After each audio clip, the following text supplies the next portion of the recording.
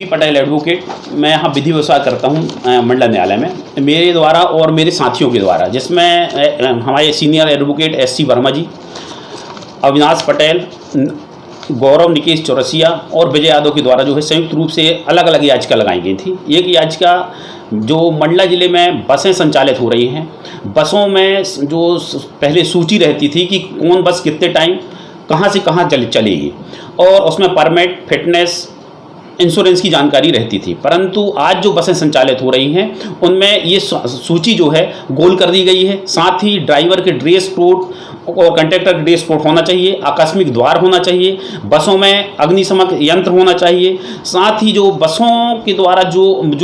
बसों की सीटों की जो दूरी है वो दिन दिन कम कर दी गई, परंतु परिवहन अधिकारी के द्वारा उस पर ध्यान नहीं दिया जा रहा। और जो बसें की जो टिकट दी जा रही हैं उसमें पहले जो है बस का नंबर रहता था और जहाँ बसें संचालित हो रही थी उसकी दूरी रहती थी और किराया रहता था, परंतु आज हमारे पास जो बसें की रसीद जो उपलब्ध है, आप देखेंगे कि बस ट्रेवल्स मात्र इसमें अंकित है और मात्र दस्तखत हैं, बस का कोई क्रमांक नहीं है। इस संबंध में जो है 25/5/2023 को हमारे द्वारा जो है लोकोपयोगी लोक अदालत में यह आवेदन प्रस्तुत किया गया था, जिसमें आज जो है परिवहन अधिकारी मंडला उपस्थित हुए और उनके द्वारा जवाब प्रस्तुत किया गया है और 23 तारीख तक की उनके द्वारा डेट मांगी गई है। साथ ही नगर पालिका को हमने इसमें पक्षकार बनाया था कि जो बस स्टैंड में बस खड़ी रहती हैं अनाधिकृत रूप से और वहाँ इतनी गंदगी फैली हुई है तो बस स्टैंड की सफाई की जाए, तो नगर पालिका के द्वारा 23 तारीख तक का समय मांगा गया है। दूसरी समस्या जो शहर की है सीवर लाइन को लेकर के, जिसमें आए दिन दुर्घटना हो रही है और निम्न स्तर का जो कार्य किया जा रहा है सीवर लाइन का, तो उस संबंध में भी हमने याचिका लगाई हुई थी। तो उसमें आज नगर पालिका मंडला और सीवर लाइन के अधिकारी लोग उपस्थित हुए थे, तो उसमें ये आदेश न्यायालय के द्वारा हुआ कि उसमें पार्टी हमको MPUDC को पार्टी बनाया जाए, तो हमने उसमें पार्टी बना दी। उनको भी आज नोटिस जारी हो गई, 23 तारीख का उसमें समय दिया गया है। तीसरी समस्या थी खाई, जो मंडला जिले को बचाने में जो खाई, दोनों खाइयाँ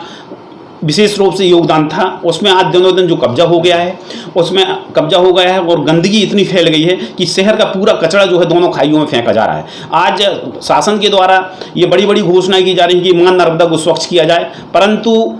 खाइयों के माध्यम से जो गंदगी है वो मां नर्मदा में समाहित हो रही है। उस संबंध में भी हमने याचिका लगाई हुई थी, तो उसमें नगर पालिका मंडला के द्वारा और मैं कलेक्टर महोदय के द्वारा जो है एक परियोजना अधिकारी शहरी विकास को उपस्थित कराया गया, उनके द्वारा भी 23 तारीख तक का समय मांगा गया है। जो समस्या थी, जो न्यायालय के द्वारा शहर का अतिक्रमण हटाने के लिए जो आदेश पारित किया गया है, उसमें हमने नगर पालिका को कंटेम्प्ट के तहत जो है नोटिस जारी करवाया था, तो आज नगर पालिका उपस्थित हुई है और न्यायालय ने यह आदेश किया है कि वो अतिक्रमणकारियों को चिन्हित किया जाए और न्यायालय में उनका नाम माने कि प्रस्तुत किया जाए, जिससे शहर का जो अतिक्रमण है, जो रोड में आज आम लोगों को चलना मुश्किल हो गया, उस संबंध में जो है अतिक्रमण हटाने की कार्रवाई नगर पालिका के द्वारा की जाएगी।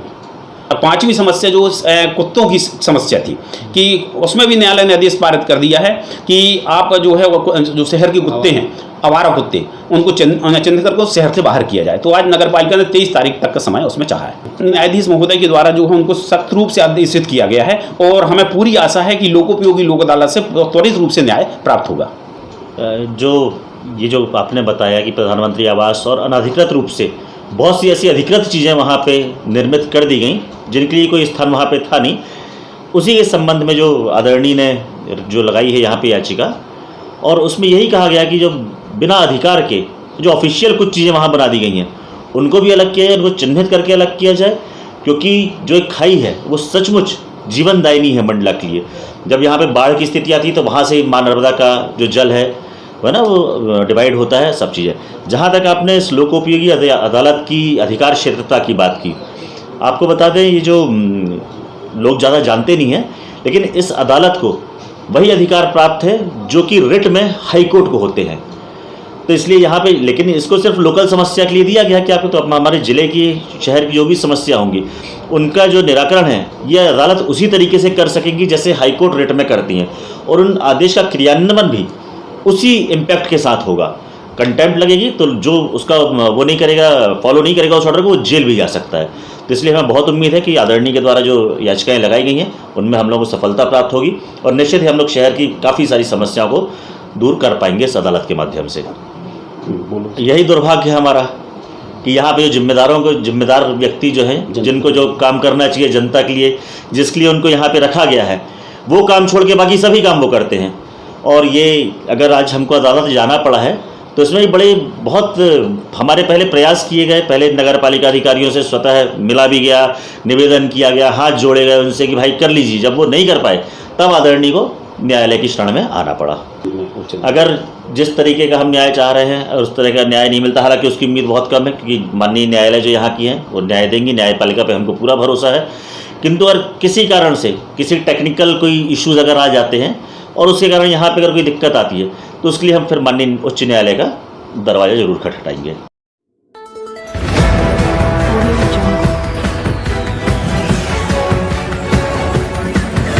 Audio